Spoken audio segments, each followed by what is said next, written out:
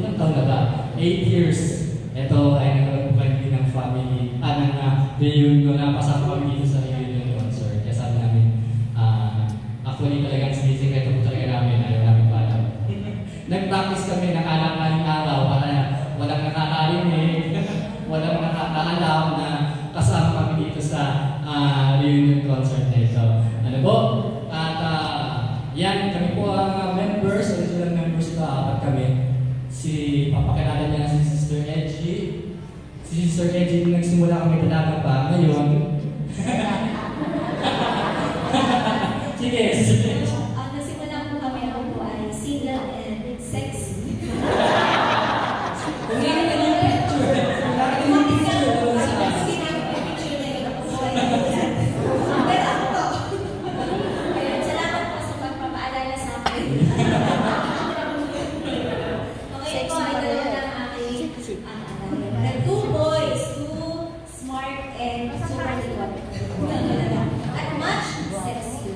Yeah. Okay. Sister Marian, syempre, mainstay niyan dito. Magpapakilala ka pa ba? Guys, ito yung congratulate natin si Sister Marian. Last week ay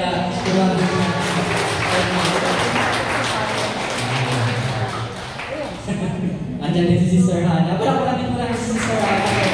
Magkasabay sa inyo. At syempre, si Teacher Paul, si Sir Paul, na ngayon ay siya po ngayon. Sige, pakilala ka Paul. Happy anniversary po, Delmas Church. It's good to be back home.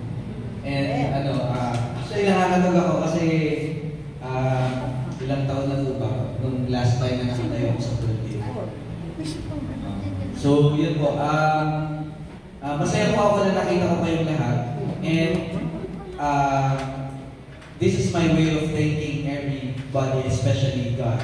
Dahil naging mabuti pa rin siya sa akin. And kasama pa rin kayo ng aming pamilya every time na yun pagbabalikan namin na alala namin. So, this is always pagbabalik pasasalamat sa Panginoon.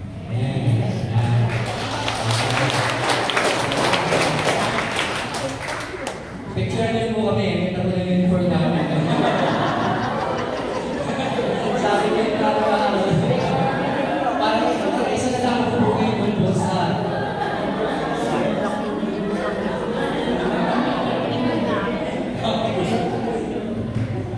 Si Ate Edgy po ang may pakanalan namin. Salamat kay Sister Edgy na siyang sumunod ng aming uniform. Okay, ang araw po ng dalawang awitin na galing po sa Faith First. Ito ang naging inspiration namin para makabuo ng quartet ko. At ito muna ang awitin namin ay a cappella. Ito yung unang practice namin. Unang kanta na buo namin a cappella ito ngayon na piece. He's so sweet to trust in Jesus.